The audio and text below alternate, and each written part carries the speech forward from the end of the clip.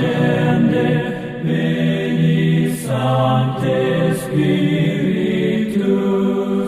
veni Sancte Spiritus,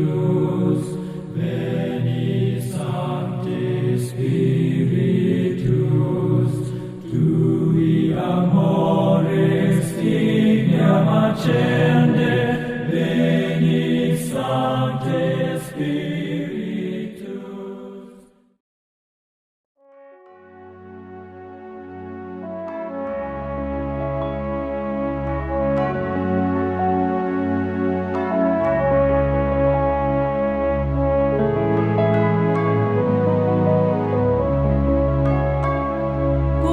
Gunong Sharai Baba, Tu Shagin Imbat Mishirta, Try me day mami unong Sharai Ingam Kerdo Hasan jong mi walada ngaya tem ka jing yak ngam don jing ting jing ma Shaling Kaplan Kabajar Gam ulam ya ngabangan chom thai Ang tangan yoban shopping nganan sin jong agatye Gunong Sharai Baba, Tu Shagin Imbat Mishirta, Napokasem jong mi wachayangi Bangin chai, Tukduk yangi Gunong Sharai, Tukduk yangi Gunong Sharai. Haruti waduti bashyam yala troy shata Jusen ran bakalin ti ka hok ka sot bagaim kerteng jong mi Hanaku try me krejing bang hak mat jong ki nong shun jong ngak Kakli jonga try me ben se kuri jonga kashlay Gunong Sharai Baba, Tu Shagin Imbat Mishirta, Napokasem jong mi wachayangi Bangin chai, Tukduk yangi Gunong Sharai, Tukduk yangi Gunong Sharai.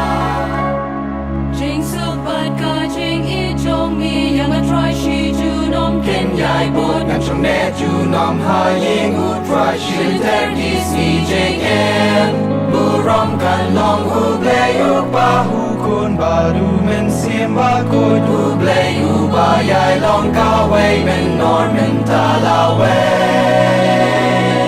Gunong Sharai Baba, Tu Shagin Imbat Mishirta, Napokasem jong mi wachayangi Bangin chai, Tukduk yangi Gunong Sharai, Tukduk yangi Gunong Sharai. Try ba mi nong sharai ubapa bo sem jong me try ru ngam duna What a tem ka jing yap ngan om ting ngan om sia tam ha mi try nga sha nia Napokasem jong mi wachayangi Bangin chai Tukduk yangi Gunong Sharai, Tukduk yangi Gunong Sharai. Try de mami no sharai ubapa bo sem jong me try ru ngam duna Try de mami no sharai ubapa bo sem jong me try ru ngam duna